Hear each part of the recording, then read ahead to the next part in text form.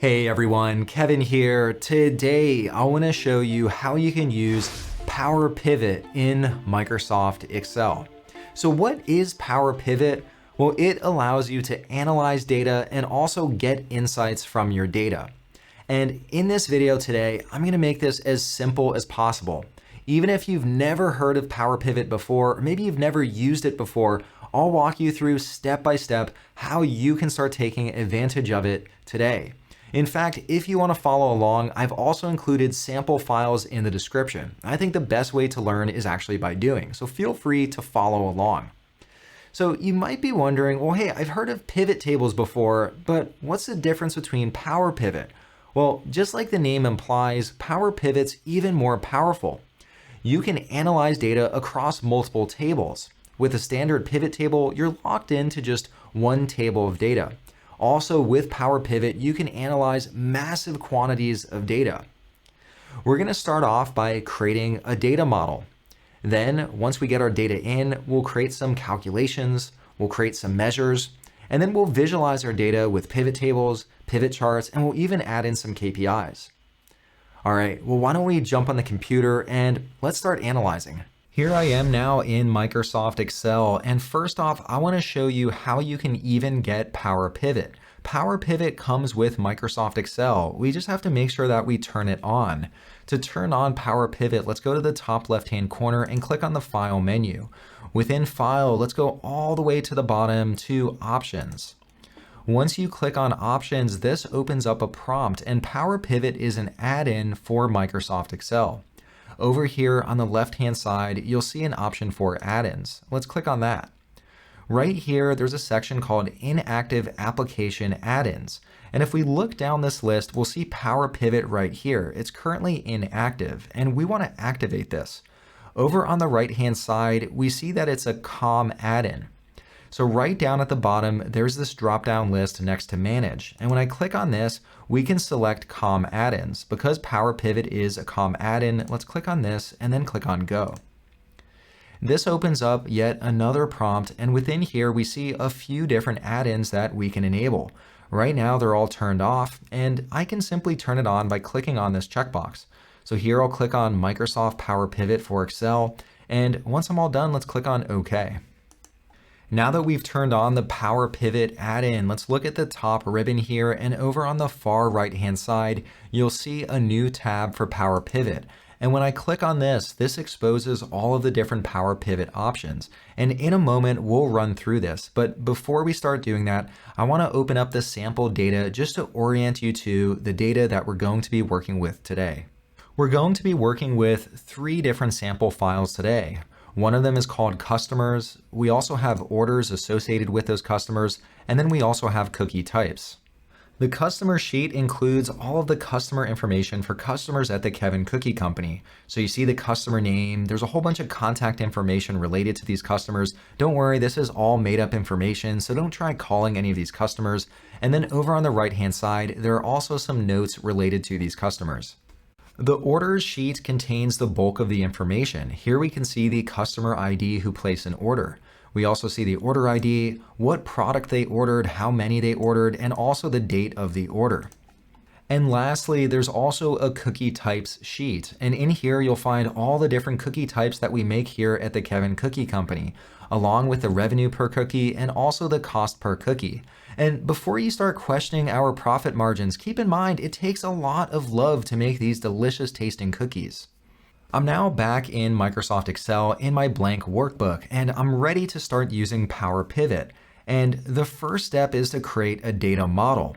Whoa, what is a data model? What are we going to be doing? Well, it's not really that complicated. A data model is simply a collection of tables or data. So we just looked at 3 sample sheets that all contain data. We're going to create a data model using all of that data that we just looked at. And then we're also going to establish relationships between the data on all of those different sheets. And we're going to walk through how to do that. But to get started, within Power Pivot, let's go up to the top left-hand corner and click on Manage. This now opens up the core Power Pivot experience. And right now, we just see this big blank white screen. We need to bring some of our data into Power Pivot. So I showed you the data in an Excel sheet, and you can bring in data from many different places. Right here on the Home tab, we see this section called Get External Data, and you can get data from all sorts of places. Here, for example, I could get data from a database. You could also get it from other services or hear from other sources. Chances are, if you have data, you'll be able to bring it into Power Pivot. Now, I have my data in an Excel file. So right here at the very bottom of the list, there's the option to select an Excel file. You could also have it in text files or many other types. But let's click on this and then click on Next.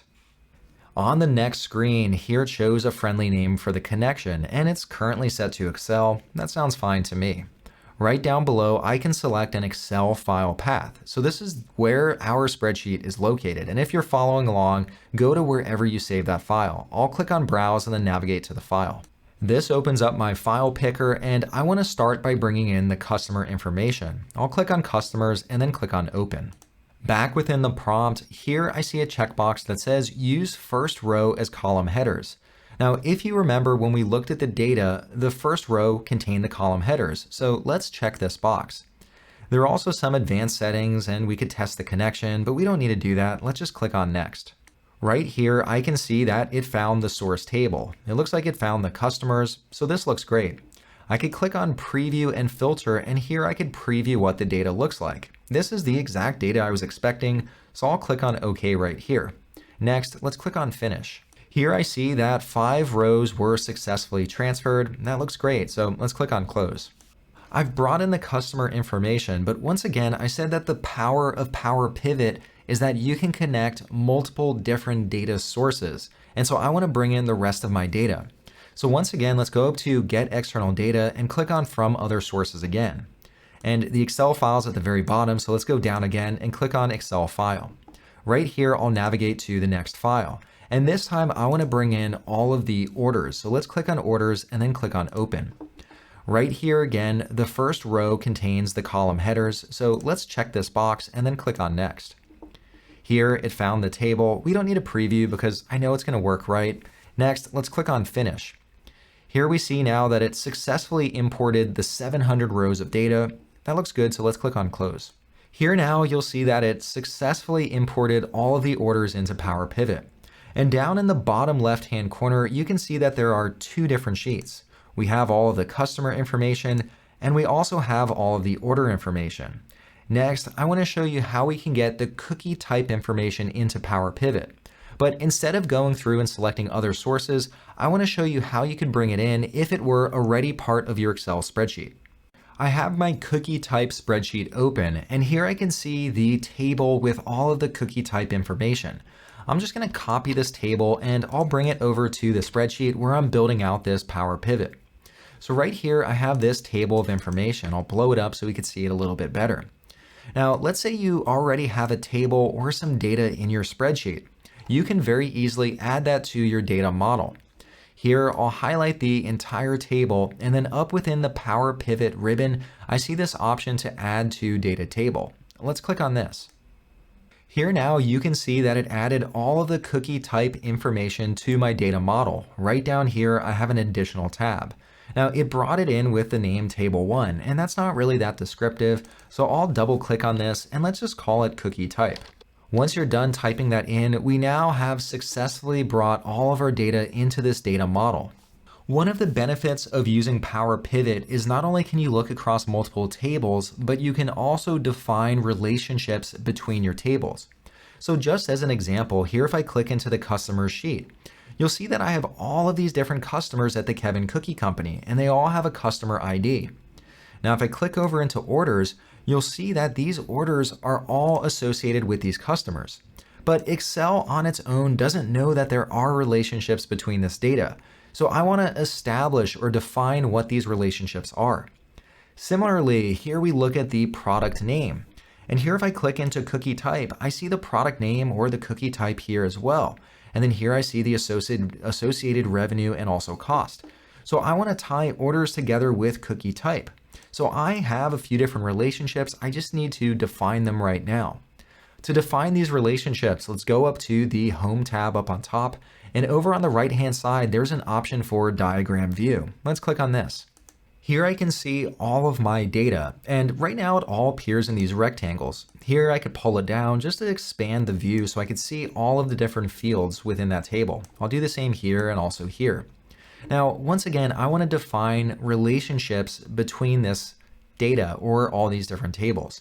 And here you'll see in customers, I have a customer ID, and in orders, I also have a customer ID. So this data is related.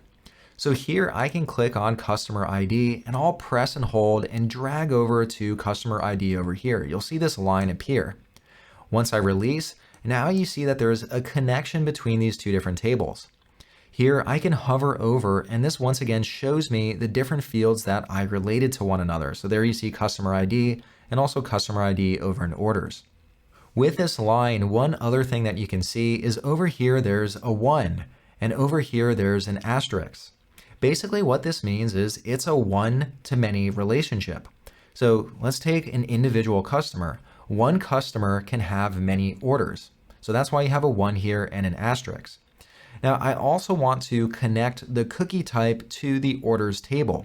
And as we looked at earlier, we saw that the cookie type is the same as the product. It has a different name here, but it's the same information. So as part of every order, let's say someone orders a chocolate chip cookie. Well, in the cookie type table, we have chocolate chip cookie. So here I'll click on this value, and just like we did before, I'll drag this over to cookie type. We want to relate these two different items. And here this is established, once again, a one-to-many relationship. So for cookie type like chocolate chip, that could be part of many different orders. So once again, for one cookie type, it could appear on many different orders. Now, let's say that maybe I made a connection and I didn't mean to. I could click on this line right here and I could press the delete key and then I could delete it from my model. But once again, I did it correctly, so there's no need to delete this. So I'll simply click on cancel. But just in case you make a mistake and you want to go back, you can very easily return to the previous state. Now that I've defined all of these different relationships, let's go back to the data view. Back on the data view now, I want to add some calculations. Here, if I click into the order sheet, I want to know, well, how much revenue did we make per order? What was the cost and what was the total profit? I can use a calculation here to tell me that. Now here you'll notice that I don't actually have any revenue or cost information for these different cookies within this table. But if I jump over to cookie type, here you'll see that for each cookie, I know the revenue and also the cost for that cookie. And because we define these relationships, I can use those relationships to pull that data in here.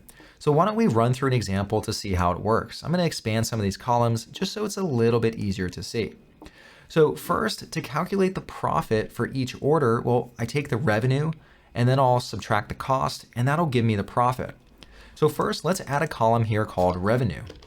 I've now added a revenue column. I also want to add a cost column. Let's click here and let's just call this cost. And lastly, I also want to add another column called profit. So I'll click in here, just double click, and then I'll type in profit. To calculate the revenue, I'm going to take the revenue from the cookie type table and I'm going to multiply it by the units sold. So here I can type in an equal sign, and when I type in equals, you'll see it appear right up here. So it's kind of like just typing in an Excel formula. And I want to pull in the revenue information from the other sheet. So here I'm going to type in related. So this will return a related value from another table. If you've ever done a VLOOKUP or an XLOOKUP before, it's kind of a similar concept. So here I'll click on related, and this shows me all of the related information. So because I tied all of these tables together, I get access to all of these different fields. And here I see that in the cookie type table, there's a field called revenue per cookie. I'll select that, and then let me close the parentheses here. Once I close the parentheses, this is going to pull in the revenue per cookie for chocolate chip. Next, I want to multiply it by the units sold. So I'll insert a multiplication sign or the asterisk, and then I'll type in units sold. Here, when I type in units sold, here it finds the value from the orders table. So I'll click on that, and now my formula looks good. I'll hit enter. Here now, you'll see that it automatically calculated the revenue for every single one of these orders. So that's pretty cool how I'm able to connect the information from these other tables and then calculate this value. It worked pretty well. Now I'm going to do the exact same thing with the cost, and it's going to be the same as with the revenue. Here I'll enter the equal sign, and here again I'll type in related. When I click on this, here I want to pull in the cost per cookie from the cookie type table. So here I'll click on this value, I'll close the parentheses, and here I'll multiply it once again by the units sold. There I could also just click on it over here, and that also inserts this value or this field. Once I'm all done, I'll hit the enter key. Here too, you'll see now that it filled in the cost across all of these different orders. Lastly, I want to calculate the profit, and this is fairly easy to do now. I'll insert the equal sign, and now I could simply type in revenue. And here you'll see that there's a new column called revenue, so I could select that column. Then I'll hit minus, and next I want to type in cost. And here you see that it also finds the sheet called orders and cost, so I'll select that item and then hit enter. So check that out. I now have the profit for every single one of these orders at the Kevin Cookie Company. And I don't know if you believe me, but in all these tutorial videos, I keep telling you the Kevin Cookie Company is a pretty good company. We have some pretty good profitability here. Now, so far, we've added a bunch of different calculations. So we've added these different columns and we've calculated across all of these different rows. But what if we want to find out, well, how many customers do we have? Or what is the total profit? Or what is the average profit per customer? We can use measures to calculate that. And for now, let's go up to the top corner and let's close out Power Pivot for now, and that'll bring us back to our main spreadsheet. Right up here under Power Pivot, there's the option for measures. Let's click on this right here and let's add a new measure. I'll show you how you can add a measure here, and then we'll jump back into Power Pivot in a moment, and we'll also add some measures there. Let's click on this. This opens up a prompt where I can start defining my measures. And here I could pick the table that I want to create the measure on. I'm going to put this on the customer table. I think that works fine. Right down here, I can enter in a measure name, and measure one's not that descriptive. So let's replace that. And I'm going to type in total number of customers. I want to know how many customers we have at the Kevin Cookie Company. I could also type in a description, but I think the measure name is pretty descriptive, so no need for a description here. Right down below, I can now type in a formula. So here it already has an equal sign, and I want to count or get a distinct count of the number of customers. Just like in Excel, I can use similar functions. So here I'm going to type in distinct, and here you see I have a few different options. And here's one called distinct count. When I click on it, it tells me that it counts the number of distinct values in a column. Now, if you remember in my customer sheet, each one has a unique ID associated with that customer. So I could get a distinct count of all of those IDs. So here I'll select distinct count. And then next I can choose one of my fields. So here I see all of my different field values, and I want to get a distinct count of the customer ID. So here I'll choose customer ID, and then let's close the parentheses. And here I could check the formula if I want. Looks like it's working fine. Now, a count of customers is a number, so I'll select number as a category. I don't need any decimal places. And right down below, let's click on OK. I've now added my first measure. And to see that measure, why don't we jump back into Power Pivot? Here, let's click on Manage up above. I'm now back in Power Pivot, and it dropped me on the order sheet. Let's jump back over to the one called Customers. And this is where I added my measure. And when I click on customers at the very bottom, I can see all of my measures. Here you see total numbers and then ... Well, that doesn't do us much good, so let's expand this column width. Here I'll click on here and I'll expand the width. So here you can see the output of my measure. It says the total number of customers is 5. When I click on this down below, here I can also see the measure up here. So here I see the measure name, and then I also see my formula. Next, I want to show you how we can add a measure directly on this sheet. So right down below, I can click under the previous measure that I created. And right here, let me type in an equal sign. I want to calculate the total profit across all of my orders. So I'll enter the equal sign, and then let's type in sum. So it's just like entering in formulas and functions in Excel. Here I'll select sum, and now I can choose what I want to sum up. So right here, I'm going to go through and find the value, or I want to find the field for profit. So right down here, I see orders and I see profit. I'll select this one, and then let's close the parentheses. Next, I'll hit enter. Right now, we can see that measure one has this amount of profit. So if I click on it again, here I can update the name. Now measure one's not that descriptive, so let me remove that. And here I'll simply type in total profit. Once I type in total profit, I can hit enter and I've now renamed this measure. And it's not really formatted that well, so I can click on this item. And if I go up above here, I'll format it with a $sign or a currency sign, and I'll choose USD for now. Here now you'll see that we had about 2.7 million total profit. Not a bad year. Next, I want to add one more measure, and for this one, I want to use the two previous measures that I created. I want to know the average profit per customer. So right down here, I'll enter an equal sign, and once again, I can type in my formula up here.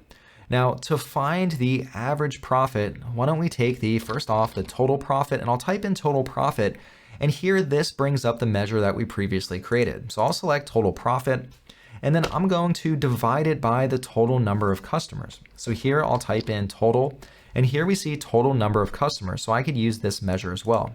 So I'll select that item, and then let's hit enter. So here down below, you'll see that it added another measure down here. And once again, it's simply called measure one. So I'm gonna update this, and let's change this to average profit per customer. Next, let's hit enter, and I've now renamed this measure. And once again, let's format it. I'll go up here and apply the currency formatting.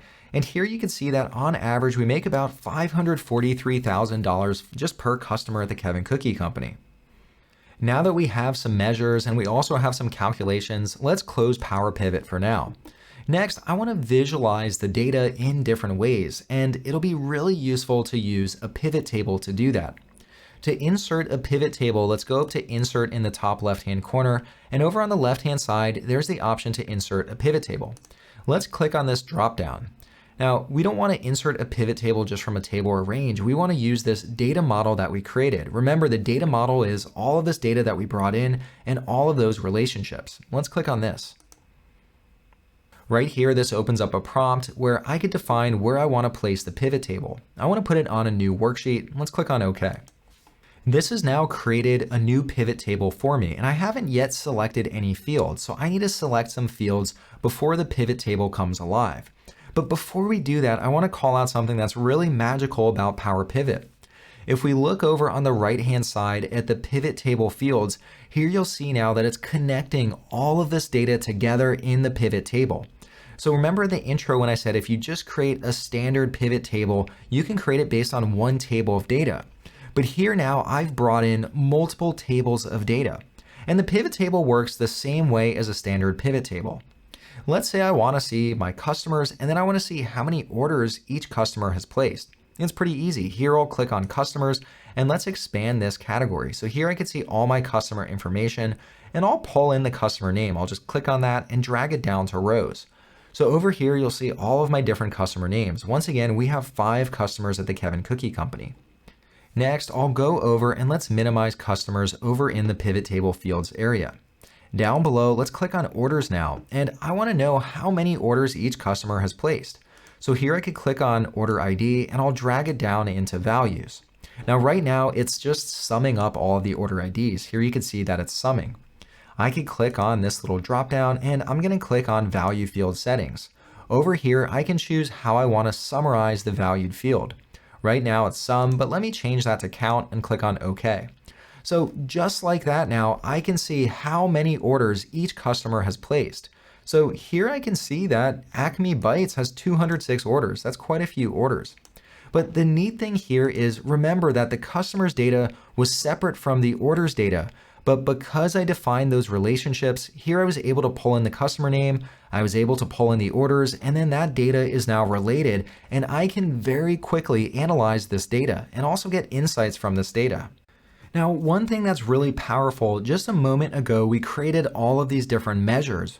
We can use those measures in our pivot table. So let's say I want to see how much profit I made for each one of these different customers. So over here on the right-hand side, I can expand customers, and right down here, I see my measure called total profit. Right here, I'll click on that and let's pull that in. Once I pull that in, here too, I can very quickly see how much profit I made for each one of these customers. So not only has Acme Bites ordered the most, but I've also made the most profit from them. I need to make sure I take really good care of this customer because they're driving most of our profitability. Now, Acme Bites has quite a bit of profit, and some of them aren't quite as high as I would like them to be. So maybe I want to add some KPIs around how much profit each customer is pulling in. Right up on top on the ribbon, once again, let's click on Power Pivot. And over here, there's an option for KPIs. Let's create a new KPI. This opens up a prompt where I can define a KPI or a key performance indicator. This basically helps me very quickly identify how we're doing with that customer. So with some of them, I want to get the profit up. So right here, I can choose the KPI base field. And here I have all of the different measures that I added in. Now I want to look at the total profit as a KPI. So I'll select this one.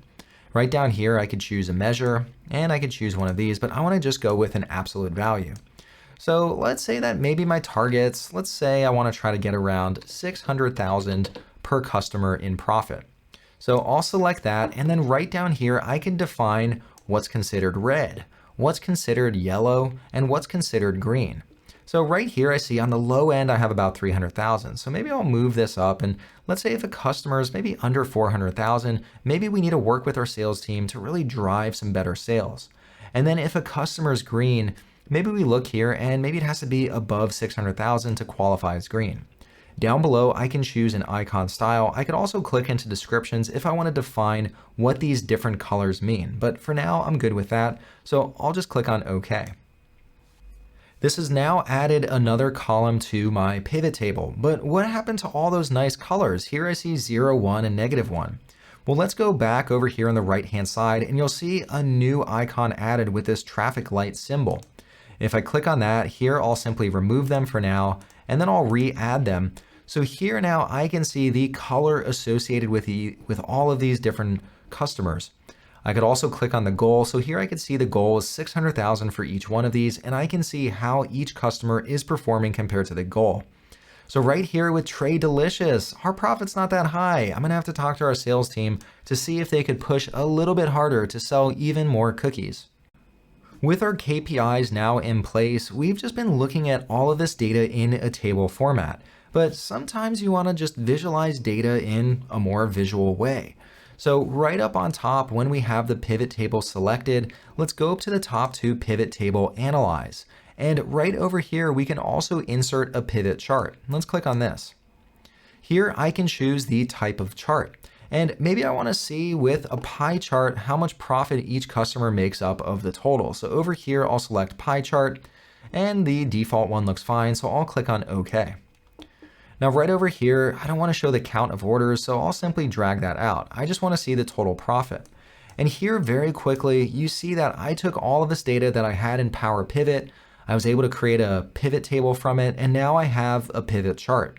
So right now I can visualize this data, and maybe I want to sort this from the largest to the smallest. So I'll click over here, let's right click, I'll go down to sort, and I'll go from largest to smallest. So right here in a visual way, I could see how much of the total Acme makes up, how much Wholesome Foods makes up, and once again, Trade Delicious, we need to get that profitability up some more. Now, just to show you the true power of what you could do with pivot charts, let's once again go up to Pivot Table Analyze, and I'm going to insert in a slicer. Let's throw a slicer in, and here I see all the different items that I can slice the data on. Now you might notice I only see the customers and the orders, but what if I want to slice based on the cookie type? Well, over here I can click on all, and here now I see cookie type. It just has to do with the way we brought our data into the data model. I just brought in a table. So right here I can see everything. So let me select the cookie type, and then I'll click on OK. And right here you now see that I have the slicer. So right now I see the total profit across all cookie types for each customer.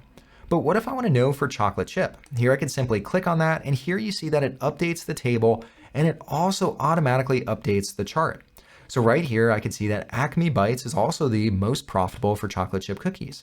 But here, if I click on to fortune cookies, actually Wholesome Foods has the highest amount of profit for fortune cookies. So right here, I could just click through this slicer and it automatically updates my table and it automatically updates my chart. So this is a very fast way to analyze and look at your data and also to gather insights from your data. Hopefully by now, you're starting to see the tremendous power of Power Pivot. You can bring in multiple tables of data. You can relate that data, and then you can visualize the data in tables and also charts to get insight from your data. Now, data on its own isn't really that valuable. The value comes from being able to extract insights from that data, and Power Pivot makes that a lot easier. All right, well, hopefully you enjoyed this video. If you did, please give it a thumbs up. To see more videos like this in the future, make sure to hit that subscribe button. Also, if you want to see me cover any other topics on this channel, leave a note down below. All right, well, that's all I had for you today. I hope you enjoyed, and as always, I hope to see you next time. Bye.